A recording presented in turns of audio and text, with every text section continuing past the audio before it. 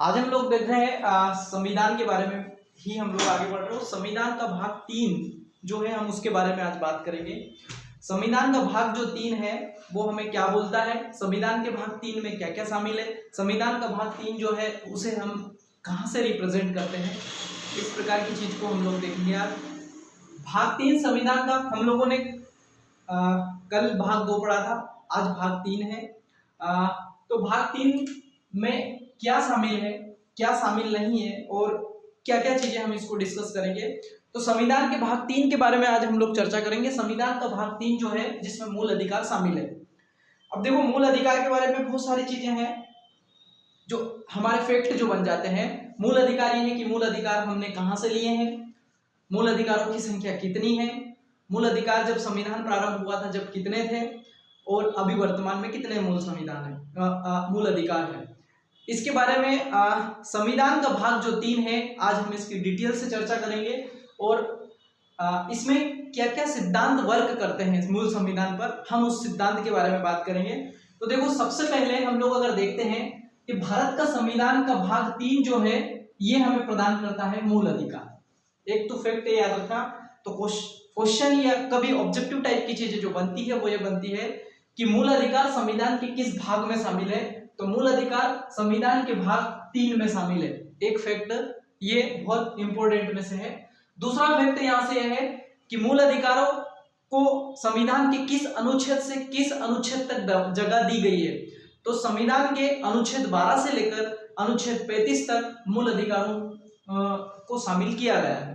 तो एक फैक्ट यहां से, एक तथ्य यहां से यह बनता है कि संविधान के अनुच्छेद 12 से लेकर 35 तक मूल अधिकारों को दर्शाया गया है या शामिल किया गया है। तो दूसरा फैक्ट यहां से याद रखना। तीसरा फैक्ट याद रखना कि मूल अधिकार जो है उसे हमने अमेरिका के संविधान से लिया है या अमेरिका से लिए गए हैं। तो एक तथ्य हमारा यहां से यह बनता है कि मूल अधिकार भारतीय संविधान में कहां से प्राप्त किए गए हैं या कहां से लिए गए हैं। तो मूल अधिकार भारतीय संविधान में अमेरिका के संविधान से या अमेरिका के द्वारा हमने लिए हैं, मतलब इसका स्रोत कहां से है, तो अमेरिका का संविधान। अब मूल अधिकार एक्चुअली में होता क्या है, मूल अधिकार क्या है। मूल का मतलब होता है हमारे अधिकार, मूल अधिकार। और ये क्यों होता है, तो भारतीय संविधान निर्माताओं ने भारत की जनता को या भारत के नागरिकों को उनके सर्वांगीण विकास के लिए, मतलब व्यक्तित्व के विकास के लिए भारत के संविधान के भाग 3 में मूल अधिकारों को शामिल किया है। तो कभी कभी क्वेश्चन या ऐसे फैक्ट या तथ्य बन सकता है कि मूल अधिकारों का महत्व क्या है, उद्देश्य क्या है। तो मूल अधिकारों का महत्व या उद्देश्य हम बोल सकते हैं कि उस देश के नागरिकों का सर्वांगीण विकास करना, और भी इसके महत्व है। पर अभी मुख्य तथ्य जो है इसके बारे में याद रखना। पहला कि संविधान का जो मूल अधिकार है भाग 3 में शामिल है, अनुच्छेद 12 से लेकर 35 तक शामिल है और मूल अधिकार हमने अमेरिका के संविधान से लिए हैं। मूल अधिकारों के इतिहास के बारे में अगर हम बात करें तो मूल अधिकारों का जिक्र 1215 में ब्रिटेन के राजा किंग के द्वारा बनाया गया जो मैग्ना कार्टा था, वहां पर उसकी जनता को उसने पहली बार मूल अधिकारों का मतलब दिए गए थे, उसका इतिहास वहां से मिलता है। उसके बाद भारतीय संविधान निर्माताओं ने इसे भाग 3 में शामिल किया। तो हम इसके बारे में देखते हैं कि जब भारतीय संविधान लागू हुआ था 26 जनवरी 1950 को, उस समय भारतीय संविधान में 7 मूल अधिकारों को शामिल किया गया था, लेकिन वर्तमान में 6 मूल अधिकार है। एक तथ्य जो है यहां से ये बनता है कि जब संविधान लागू हुआ था उस समय भारतीय संविधान में 7 मूल अधिकार शामिल किए गए थे, लेकिन वर्तमान में 6 मूल अधिकार है। तो 7वां एक मूल अधिकार था जो कि संपत्ति का हमारा मूल अधिकार था। उस संपत्ति के मूल अधिकारों को 44वें संविधान संशोधन 1978 के द्वारा हटाया गया है। तो सबसे पहले हम देखते हैं कि भारतीय संविधान जब बनकर तैयार हुआ था तो प्रारंभ में 7 मूल अधिकार थे। एक फैक्ट याद रखिएगा। दूसरा है वर्तमान में 6 मूल अधिकार है। तो जो संपत्ति का मूल अधिकार है उसे हटाया गया।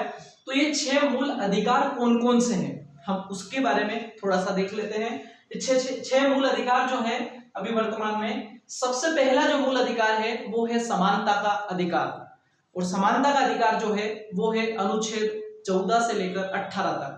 अब इसके बारे में मैं आपको 12 और 13 जो अनुच्छेद बचे हुए हैं उसके बारे में हम डिटेल जानेंगे।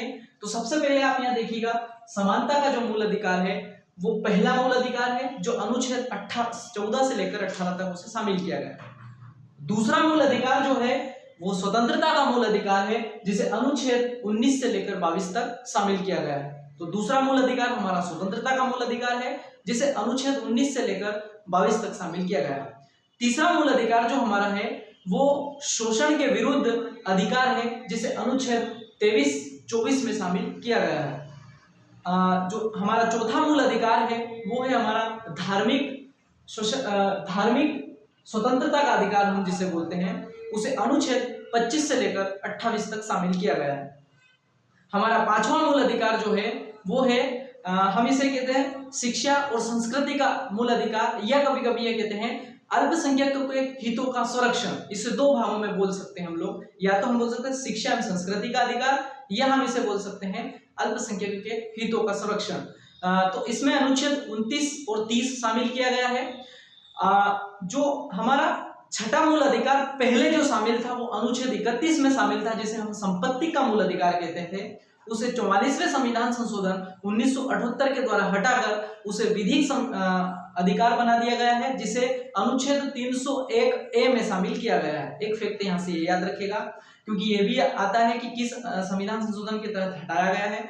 और हमारा जो वर्तमान में जो एक अधिकार है जिसे हम छठा अधिकार कहते हैं संवैधानिक उपचारों का अधिकार, जिसे अनुच्छेद 32 में जगह दी गई है। इस संवैधानिक उपचारों के अधिकार को डॉक्टर भीमराव अंबेडकर ने भारत की ये कह सकते हैं हम मूल अधिकारों का संरक्षण करता, या हम उसे ये कह सकते हैं कि भीमराव अंबेडकर साहब ने जो छठा मूल अधिकार है इसे संविधान की आत्मा कहकर पुकारा है। याद रखिएगा क्योंकि ये हमारे मूल अधिकारों की रक्षा करता है। तो संविधान के मूल अधिकार जो है वर्तमान में 6 मूल अधिकार है। समानता का मूल अधिकार, स्वतंत्रता का मूल अधिकार, शोषण के विरुद्ध अधिकार, धार्मिक स्वतंत्रता का अधिकार, शिक्षा एवं संस्कृति का अधिकार और संवैधानिक उपचारों का अधिकार। तो यहाँ से ये 6 मूल अधिकार है वर्तमान में, याद रखना। 7वां जो हमें पहले प्रदान किया गया था उसे हटा दिया गया। तो यहाँ से कई बार क्वेश्चन बन जाते, हम एक एक अधिकारों के बारे में अलग अलग डिटेल चर्चा करेंगे, लेकिन आज मैं सिर्फ ये कितने होते हैं इसके बारे में हम लोग चर्चा कर रहे हैं। साथ ही अनुच्छेद 12 और 13 क्या होता है, इन दो अनुच्छेदों के बारे में, ये 2 आर्टिकल के बारे में हम सिर्फ बात करेंगे कि अनुच्छेद 12 क्या होता है और अनुच्छेद 13 क्या होता है। क्योंकि कभी फैक्ट इससे आते हैं तो बहुत डिटेल से आते हैं कि अनुच्छेद 13 बहुत डिटेल है, उसकी व्याख्या करना भी बहुत इंपॉर्टेंट है। तो याद रखिएगा अनुच्छेद 12 से लेकर 35 तक मूल अधिकारों को डिफाइन किया गया है, यह दर्शाया गया है, ये मैंने आपको शुरू में बताया। तो अनुच्छेद 12 बताता है राज्य की परिभाषा। याद रखिएगा राज्य की परिभाषा से मतलब यहाँ पर यह है भारत को उसमें शामिल किया गया है। अर्थात जहां संविधान में राज्य शब्द आया है हम उसे देश के रूप में जाने। कभी हम मध्य प्रदेश या केरला या राजस्थान इसके बारे में हम बात नहीं कर रहे, हम बात कर रहे हैं राज्य की परिभाषा से। तो राज्य की परिभाषा अनुच्छेद 12 ये बोलता है कि भारत सरकार का जो जो भारत सरकार है, कई स्टेट सरकार है, और भारत सरकार के जो राज्य क्षेत्र जिसके अंतर्गत आती है जितनी भी सरकारें हैं और उसके अंतर्गत आने वाले नगरीय निकाय हैं या जितने भी नगरीय निकाय हैं या जो भी इंस्टीट्यूट जिसके कुछ अपने रूल्स होते हैं वो सब राज्य की परिभाषा के अंतर्गत आते हैं। अगर आपसे कोई कभी पूछे कि नगरीय निकाय का ढांचा क्या राज्य की परिभाषा अनुच्छेद 12 में शामिल है, तो हाँ शामिल है। मतलब भारत के अंदर भारत की सरकार, सभी स्टेटों की सरकार, सारे के सारे जो नगरीय निकाय है, जितने भी इंस्टीट्यूट है, मतलब जहां पर कुछ रूल्स एंड रेगुलेशंस होते हैं वो सब के सब स्टेट कहलाते हैं अनुच्छेद 12 के अनुसार। ये याद रखिएगा अनुच्छेद 12 की डेफिनेशन उसने इसमें दिखाई गई है कि भारत सरकार के राज्य सरकार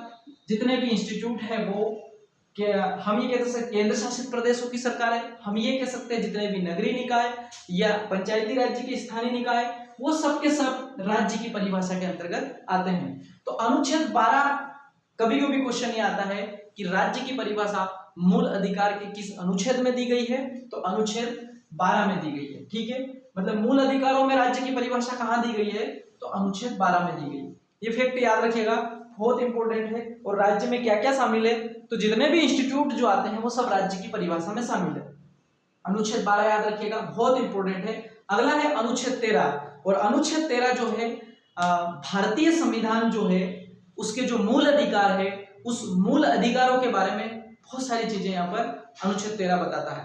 तो अनुच्छेद 13 के बारे में बहुत डिटेल से याद रखिएगा, उसमें 3-4 सिद्धांत काम करते हैं। और अनुच्छेद 13 जो है वो एक तरीके से न्यायिक पुनरावलोकन की शक्ति है कि जो अगर हमारे मूल अधिकारों का कभी हनन होता है तो न्यायालय जो है अनुच्छेद 13 का उपयोग करता है और वो इन सिद्धांतों के आधार पर काम करता है, इन सिद्धांतों को देखता है कि वो सिद्धांत क्या क्या है। तो अनुच्छेद 13 एक बहुत व्याख्यात्मक अनुच्छेद है जो कि न्यायालय की शक्ति को बढ़ाता है। न्यायालय जब भी कोई विधि बनाई जाती है संसद के द्वारा उसका पुनरावलोकन करता है या उसको अगर रिव्यू करता है तो अनुच्छेद 13 का वो जरूर उपयोग करता है कि मूल अधिकारों के विरुद्ध कोई ऐसी विधि तो नहीं है जो कि मूल अधिकारों के हनन कर रही है। तो अनुच्छेद 13 की अगर हम एक लाइन में व्याख्या करें तो वो ऐसी है कि अनुच्छेद 13 जो है वो संसद के द्वारा बनाया गया कोई ऐसा कानून जो कि हमारे मूल अधिकारों का हनन करता है तो वह स्वमेव ही शून्य माना जाएगा अर्थात समाप्त माना जाएगा, ऐसा अनुच्छेद 13 बोलता है। याद रखिएगा, बहुत इंपॉर्टेंट है। अर्थात संसद ऐसा कोई कानून नहीं बना सकती जो मूल अधिकारों के विरुद्ध हो। हम लोग अनुच्छेद 13 के बारे में देखें। अगर आपसे ये पूछा जाए कि न्यायिक पुनरावलोकन की शक्ति किस मूल अधिकार में किस अनुच्छेद में दी गई, तो 13 में भी दी गई है और अनुच्छेद 32 में भी दी गई है। अनुच्छेद 32 को तो हम मूल अधिकारों में पढ़ते ही हैं लेकिन 13 में है। और ये पार्ट याद रखिएगा, इसमें संवैधानिक सिद्धांत कुछ आते हैं।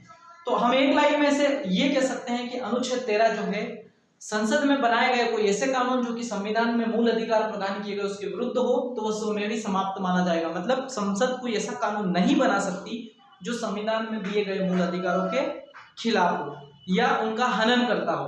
ठीक है, तो ये अनुच्छेद 13 की एक लाइन की डेफिनेशन, लेकिन उसमें कुछ सिद्धांत काम करते हैं, उन सिद्धांत पे हम बात करते हैं और हमारा जो आज का लेक्चर है वो इसी पर है।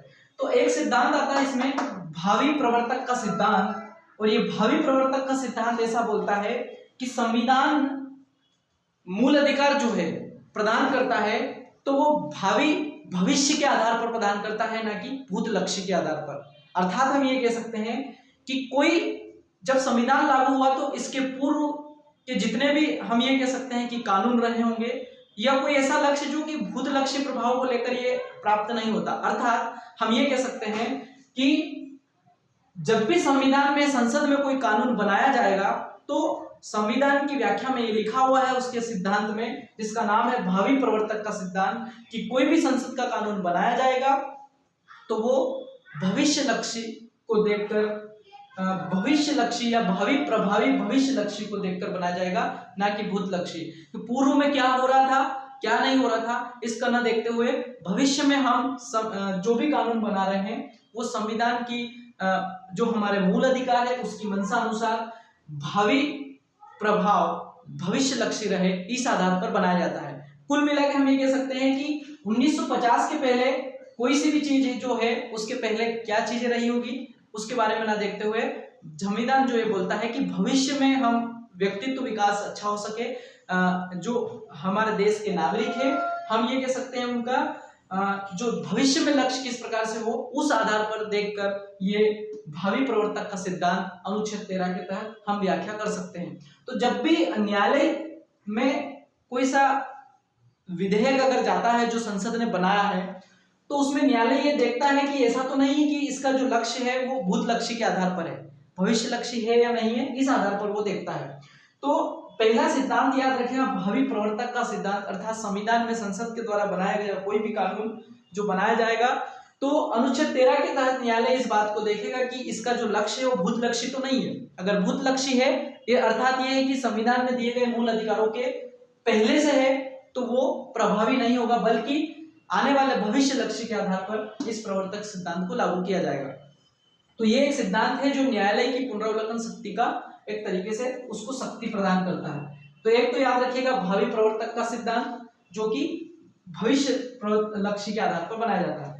दूसरा सिद्धांत है इसमें आदित्य जन का सिद्धांत। आदित्य जन का सिद्धांत, और आदित्य जन का सिद्धांत ये है कि भारत में रह रहे भारत की पूरी जितने भी जनता है, या हम ये कह सकते हैं कि भारत के नागरिकों को जो मूल अधिकार प्रदान किया गया है, उसके मूल अधिकारों को वो स्वयं भी नहीं त्याग सकता। ऐसा होता है आदित्य जन का सिद्धांत। आदित्य जन का सिद्धांत है कि जिसे हम इंग्लिश में बोलते हैं डॉक्ट्रिन ऑफ सर्वाइवेबिलिटी, है ना, डॉक्ट्रिन ऑफ सर्वाइवेबिलिटी। मतलब कोई व्यक्ति जिसे मूल अधिकार प्रदान किया गया है वो मूल अधिकारों का त्याग नहीं कर सकता।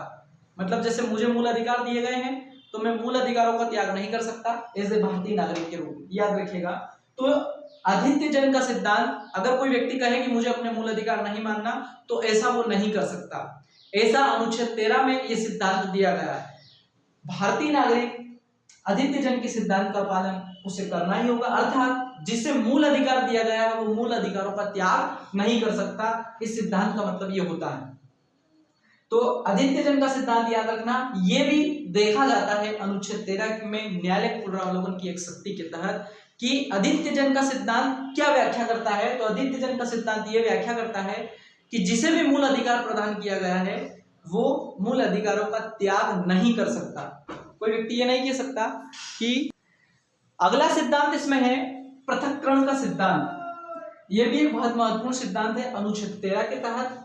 इसमें भी न्यायालय जब संसद कोई कानून बनाती है तो संसद जब कोई कानून बनाती है तो वो उस कानून का जब रिव्यू होता है तो उसको भी देखा जाता है। मान लो संसद ने कोई कानून बनाया, कानून उसने एक अच्छी मंशा के लिए बनाया, हम ये कह सकते हैं कि देश में कुछ अच्छी व्यवस्था लाने के लिए कानून बनाया, लेकिन अगर उस कानून के या उस विधेयक के कुछ पार्ट ऐसे हैं जो भारतीय संविधान में दिए गए मूल अधिकारों का हनन करते हो, उस स्थिति में पृथक्करण का सिद्धांत न्यायालय के द्वारा लागू किया जाता है। और वो ये है कि मान लो संविधान का कोई सा एक कानून, संसद के द्वारा एक कोई कानून आया, पूरा कानून बहुत सही है लेकिन उसका कुछ पार्ट या कुछ अध्याय या कुछ उसके धाराएं जो कि मूल अधिकार के खिलाफ है, तो उस स्थिति में हम ये कहेंगे कि पूरा कानून रद्द ना करते हुए वो जो भाग जो कि मूल अधिकारों का हनन कर रहा है बस उसको हम अलग करेंगे। तो इसको बोला जाता है पृथक्करण, मतलब मूल कानून से उस भाग को पृथक करना, इसको बोला जाता है पृथक्करण का सिद्धांत। और ये भी अनुच्छेद 13 के तहत है। अनुच्छेद 13 की मैंने पहले ही आपको डेफिनेशन बताई है कि संसद ऐसा कोई कानून नहीं बनाएगी जो कि मूल अधिकारों का हनन करता है। अगर वो ऐसा बनाती है या निर्माण करती है तो वह स्वयं भी समाप्त माना जाएगा।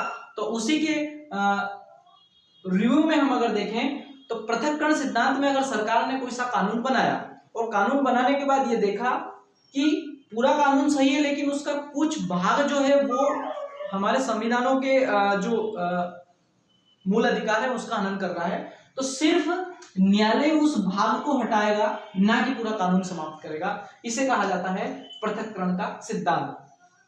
तो ये थोड़ा सा ध्यान रखिएगा, पृथक्करण का सिद्धांत क्या है। पृथक्करण के सिद्धांत में क्वेश्चन यहां से ये आता है कि पृथक्करण का सिद्धांत मतलब संसद ने कोई सा भी कानून बनाया, मान लो कि खाद्य सुरक्षा अधिनियम बनाया, तो खाद्य सुरक्षा अधिनियम जो है वो 2013 में आया था। खाद्य सुरक्षा अधिनियम पूरा भारत के 40 करोड़ लोगों को खाद्य सुरक्षा के मंशा के अनुसार भारतीय संसद ने बनाया, लेकिन उसमें कई कुछ पार्ट ऐसे हैं जो कि मान लो, मैं सिर्फ एक एग्जांपल के रूप में बता रहा कि जो मूल अधिकारों का हमारा हनन करता है, उस स्थिति में न्यायालय क्या करेगा, उस पूरे कानून को रद्द नहीं करेगा, वो क्या करेगा, उसके कुछ पार्ट को क्या कर देगा, अलग कर देगा। ऐसा पृथक्करण का सिद्धांत बोलता है। तो पृथक्करण का सिद्धांत यह है तो ऐसा मूल कानून में से कुछ भाग को हटाना, यह है न्यायालयिक पुनरावलोकन की एक शक्ति है जो कि अनुच्छेद 13 में है।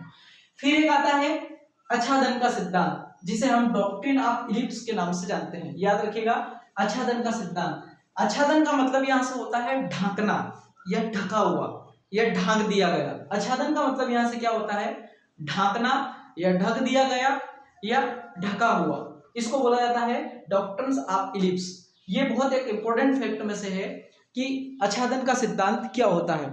तो देखो, आच्छादन का सिद्धांत ऐसा होता है कि संविधान जब बनकर तैयार हुआ तो उसके पूर्व की जितनी भी विधियां थी भारत में, जितने भी कानून थे भारत में, वो अगर उनके भारत में संविधान में दिए गए मूल अधिकारों का अगर हनन करते हैं या उसमें मूल अधिकारों का कहीं ना कहीं अगर हम ये कह सकते हैं कि उनके प्रति असंगत रहते हैं, तो वो स्वयं ही उस संविधान लागू होने के बाद ढक जाते हैं, अर्थात वो शून्य हो जाते हैं। हम ये कह सकते हैं कि वो अपने आप ही निष्क्रिय हो जाते हैं। हम उसे एक वर्ड में ये कह सकते हैं कि संविधान बनने के पूर्व इस देश में जितने भी ऐसे कानून थे जो इन मूल अधिकारों का हनन करते हो या इन मूल अधिकारों को ओवरलैपिंग करते हैं, तो वो अपने आप ही निष्क्रिय हो जाएंगे। ये थोड़ा मिलता जुलता है इससे अनुच्छेद, हम ये कह सकते हैं अनुच्छेद 13 की व्याख्या जो करता है। अनुच्छेद 13 में बोलते हैं कि संसद में बनाए गए कोई कानून मूल अधिकारों के खिलाफ नहीं होंगे, अगर होंगे तो स्वयं नष्ट हो जाएंगे। तो आच्छादन का सिद्धांत उसी की बात को बढ़ाता है कि संविधान लागू होने के पूर्व इस देश में जितने भी जो कानून हैं, अगर वो मूल अधिकारों को ओवरलैपिंग करते हैं या उनको असंगत करते हैं, तो वो समाप्त ना होकर निष्क्रिय हो जाएगा। ऐसी बात आच्छादन का सिद्धांत बोलता है। बहुत इंपॉर्टेंट फैक्ट है, ये भी याद रखिएगा। तो अनुच्छेद 13 में दिए गए भावी प्रवर्तक का सिद्धांत, अधित्य जन का सिद्धांत, पृथक्करण का सिद्धांत और आच्छादन का सिद्धांत, ये सब के सब सिद्धांत जो है न्यायालय जो है हमारा सुप्रीम कोर्ट, चूंकि सुप्रीम कोर्ट जो है वो भारतीय संविधान का रक्षक है और मूल अधिकारों का भी क्या है, रक्षक है। तो अनुच्छेद 13 उसकी शक्ति को बढ़ाता है, ये याद रखिएगा। अनुच्छेद 13 जो है इन सिद्धांतों के माध्यम से हमारे मूल अधिकारों की रक्षा भी करता है। साथ ही साथ हम ये कह सकते हैं कि भारतीय संविधान में दिए गए मूल अधिकार जो है, संसद अगर उन पर किसी प्रकार का कोई कानून थोपती है मूल अधिकारों के विरुद्ध या उनके असंगत, तो उसे शून्य भी कर सकता है। ये अनुच्छेद 13 की बहुत डिटेल की व्याख्या है। कभी कभी यहाँ से मेंस में भी क्वेश्चन आ जाता है कि अनुच्छेद 13 की व्याख्या कीजिए, तो आप इन सिद्धांतों के आधार पर उसको समझा सकते हैं। ये कह सकते हैं कि ये न्यायिक पुनरावलोकन की एक शक्ति है। ठीक है, तो ये थोड़ा सा बहुत इंपॉर्टेंट फैक्ट था, इसलिए मैंने जो आज अनुच्छेद 13 के बारे में रखा था। फिर एक चीज है कि हम मूल अधिकार की बात करते हैं, मूल अधिकार एक्चुअली में होते क्या है, उनका महत्व क्या है, हम इनका उद्देश्य क्या जान सकते हैं। तो देखो, मूल अधिकार जो रहते हैं, एक सबसे बड़ी बात ये याद रखना जो मैंने सबसे पहले बताई कि मूल अधिकार जो है हमारा जो व्यक्तित्व है, ये कह सकते हैं कि जो भारत के नागरिक है उनको एक तरीके से उनके व्यक्तित्व विकास में सहायक है, और साथ ही साथ इस देश की लोकतंत्रात्मक व्यवस्था स्थापित करने के लिए इसका बहुत बड़ा रोल है मूल अधिकारों का। तो सबसे पहला फैक्ट है इसमें लिखा है मैंने मूल अधिकारों का महत्व में कि देश की लोकतंत्रात्मक व्यवस्था स्थापित करने के लिए जो मूल अधिकार है वो सबसे महत्वपूर्ण है। ठीक है, तो इसका उद्देश्य में भी हम शामिल कर सकते हैं, उसके महत्व में भी हम शामिल करते हैं कि मूल अधिकार जो है देश में लोकतंत्रात्मक व्यवस्था स्थापित करने के लिए बनाए गए, ये बोल सकते हैं हम। साथ ही साथ मूल अधिकार जो है, आपने देखा होगा कि ये व्यक्तिगत स्वतंत्रता को बढ़ाते हैं, अर्थात अगर किसी व्यक्ति के मूल अधिकारों का हनन होता है किसी नागरिक का, तो कहा जा सकता है, कोर्ट जा सकता है और उसके सरकार के विरुद्ध या किसी के द्वारा अगर हनन किया गया है तो वो क्या कर सकता है, अपनी व्यक्तिगत स्वतंत्रता को बचा सकता है। तो ये फैक्ट याद रखिएगा इसके महत्व में कि ये व्यक्तिगत स्वतंत्रता का रक्षक है। कौन? मूल अधिकार। मूल अधिकार जो है व्यक्तिगत स्वतंत्रता के रक्षक है। तो यहां से ये याद रखना, व्यक्तिगत स्वतंत्रता जैसे हमारे धार्मिक स्वतंत्रता हमको दी है, स्वतंत्रता हमको बोलने की स्वतंत्रता दी है, हमको रहने की स्वतंत्रता दी है, तो व्यक्तिगत स्वतंत्रता का रक्षक मूल अधिकार है, याद रखना, व्यक्तिगत स्वतंत्रता का रक्षक। तो इसके रूप में भी इसका महत्व जान सकते हैं। साथ ही हमारे देश के जो कमजोर, सामाजिक कमजोर वर्ग है, और हम ये कह सकते हैं जो अल्पसंख्यक वर्ग है, उनके हितों का संरक्षण भी मूल अधिकार करता है। याद रखिएगा, हमारे देश में जो कमजोर वर्ग है, साथ ही जो अल्पसंख्यक है, उनके हितों का संरक्षण इसके मूल अधिकारों के द्वारा किया जाता है। तो ये भी हमारे देश में एक समानता लाने के लिए मूल अधिकार क्या करता है, उनकी रक्षा करता है। तो उसमें भी उसका महत्व है, हम ये भी जान सकते हैं। साथ ही एक बहुत बड़ा फैक्ट है, याद रखिएगा, कि जो सरकार है और शासन जो है, अगर वो एक तरफा आगे बढ़ती है, या हम ये कह सकते हैं नागरिकों के विरुद्ध यानी मूल अधिकारों के विरुद्ध अगर कुछ कानून बनाती है, तो उसको नियंत्रित करता है। मूल अधिकार क्या करते हैं, उनको नियंत्रित करते हैं। हम ये कह सकते हैं कि सरकार और शासन पर नियंत्रण करने का काम कौन करता है, तो मूल अधिकार करते हैं। अगर मान लो शासन, मैंने आपको बताया इसे अनुच्छेद 13 में कि संसद ऐसा कोई कानून नहीं बनाएगी जो कि मूल अधिकारों का हनन करता हो या उनके विरुद्ध हो, तो ये इसका मतलब ये है कि शासन और सरकार पर मूल अधिकार क्या करते हैं, नियंत्रण करते हैं। तो यहाँ से याद रखने वाली बात यह है कि महत्वपूर्ण कि मूल अधिकार शासन और सत्ता पर क्या करता है, नियंत्रण करता है, अर्थात सरकार की शक्ति को कम करता है मूल अधिकार, हम ये कह सकते हैं, और लोगों के व्यक्तिगत स्वतंत्रता को बढ़ाता है। देश की में मूल अधिकार करता है, विधि का शासन स्थापित करता है। विधि का शासन स्थापित करने का मतलब यहाँ पर यह है कि कोई ऐसे नियम या कानून नहीं होते जो विधि के विरुद्ध हो। अगर ऐसा होगा तो वो स्वतंत्रता का हनन होगा, हम ये बोल सकते हैं समानता का हनन होगा। तो हम ये कह सकते हैं कि इस देश में विधि का शासन स्थापित करने में जो मूल अधिकार है वो बहुत बड़ा रोल अदा करते हैं। तो एक ये भी होता है इसमें, साथ ही ये व्यक्तिगत सम्मान को बनाए रखते हैं। मूल अधिकार जो है ना, व्यक्तिगत सम्मान को, आपने देखा होगा कि जो इसमें समानता का अधिकार है, स्वतंत्रता का अधिकार है, शोषण के विरुद्ध अधिकार है, धार्मिक स्वतंत्रता का अधिकार, शिक्षा संस्कृति का, ये पांचों जो मूल अधिकार है ये क्या करते हैं, हमारे व्यक्तिगत सम्मान को बनाए रखता है। तो मूल अधिकारों के महत्व के रूप में हम ये भी देख सकते हैं कि मूल अधिकार जो है हमारी व्यक्तिगत सम्मान जो है इस देश में उसको बनाने में महत्वपूर्ण रोल अदा करते हैं।